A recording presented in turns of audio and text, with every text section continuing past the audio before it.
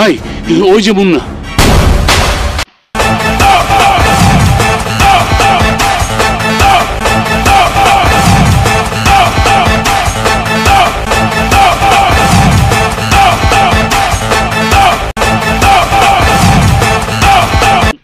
আমি জানতাম এই শহরে থাকতে হলে একদিন তুই আমার কাছে ক্ষমা চাইতে আসবি। যা, ক্ষমা করে দিলাম। আরো একটা জিনিস তোকে দিতে হবে।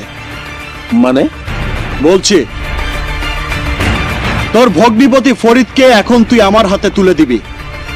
ওকে আমি পুলিশ কাস্টডিতে নিয়ে যাব। আমার বাড়িতে ঢুকে আমার ভগ্নিপতিকে তুই পুলিশ কাস্টডিতে নিয়ে যাবি? তোর এতই ক্ষমতা? ক্ষমতার কিছুই এখনো দেখিসনি। সেদিন রাস্তায় তোর লোকদের যা দেখিয়েছি সেটা আমার ক্ষমতার 1%। আর খুনি ফরিদকে আমার হাতে তুলে না দিলে দেখবি ক্ষমতার 100%। হাই ভোল্টেজ 440 মারবো এখানে, আর লাশ পড়বে 10 মাইল দূরে। এই, আমার ফ্যামিলি ম্যাটার নিয়ে তুই আর একটা শব্দ উচ্চারণ করলে জান নিয়ে তুই ফেরত যেতে পারবি না। এটা তোর ফ্যামিলি ম্যাটার না, আমার ফ্যামিলি ম্যাটার।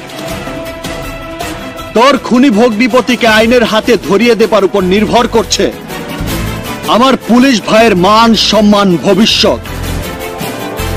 ওকে এখন আমার হাতে তুলে না দিলে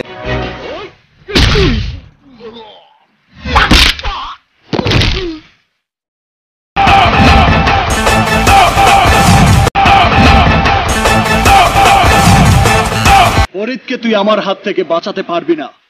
কারণ আমার ভাইকে আমি কথা দিয়েছি আগামী 72 ঘন্টার মধ্যে ওকে তুই কোর্টে হাজির করবি। না হলে ওকে খুঁজে বের করে গলায় গামছা পেঁচিয়ে তোর সামনে দিয়ে টানতে টানতে নিয়ে গিয়ে খবর করে দেব।